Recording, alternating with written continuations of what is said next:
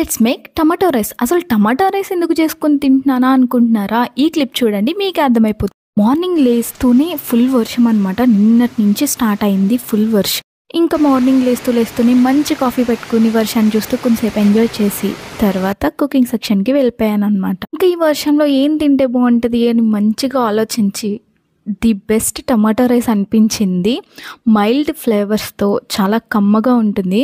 నేను చేసే ప్రాసెస్లో చేస్తే టమాటా రైస్ని 2 విధాలుగా చేసుకోవచ్చు. మనం రైస్ని బాయిల్ చేసి కూడా చేసుకోవచ్చు, లేదా ఇలా నేను చేసే ప్రాసెస్లో చేస్తే టమాటో ఫ్లేవర్ అంతా కూడా మీకు పడుతుంది. సగం టమాటాలు సగం పేస్ట్ చేసి కూడా వేసుకోవచ్చు టమాటాలని, అది కూడా బాగుంటుంది. ఆ ప్రాసెస్ నెక్స్ట్ మళ్ళీ చేసి పెడతానులేండి. ఇప్పుడు ప్రెసెంట్ అయితే నేను చేసే ప్రాసెస్ని మీరు ఒకసారి చేసి చూడండి. టమాటో రైస్ అంటే బా ఇంత బాగుంటుందా అని చెప్పి మేమైతే వీక్లీ వన్స్ అయినా చేసుకుంటున్నాం అనమాట. ఎందుకంటే ఏ మసాలా ఫ్లేవర్స్ కూడా వేయమన్నమాట. జస్ట్ ఓన్లీ అల్లం వెల్లుల్లి పేస్ట్ ఇంకా కొన్ని బిర్యానీ సామాన్లు వేస్తాం అంతే. ఆ ఫ్లేవర్స్కి, ఆ అల్లం వెల్లుల్లి పేస్ట్కి, ఆ టమాటాకి సూపర్గా మొత్తం రైస్ అంతా బాగా పడుతుంది. అండ్ బాస్మతి రైస్ వేసుకునే వాళ్ళమైతే జస్ట్ వాష్ చేసి వేసుకోండి, వాటర్లో అయితే నానబెట్టదు. అలా నానబెట్టడం వల్ల మీకు లైట్గా జిగురు అనేది వస్తుంది అనమాట. మీరు ఇలా జస్ట్ వాష్ చేసి వేసుకుంటే మీకు రైస్ అనేది ఇక్కడ మన వీడియోలో వస్తుంది చూడండి, ఎంత పొడిలాడుతూ వస్తుంది.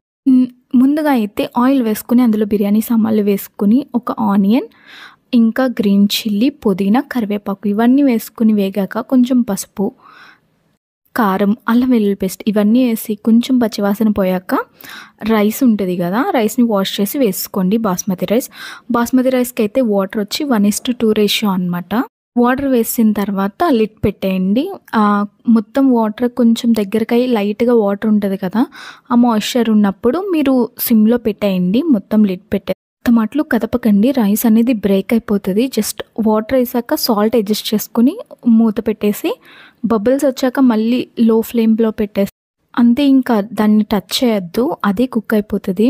రైస్ చూసారు కదా ఎంత బాగుందో. లాస్ట్లో లైట్గా కొత్తిమీరను కొంచెం గార్నిష్ చేసుకుని వేసుకోండి, సూపర్ ఫ్లేవర్ వస్తుంది.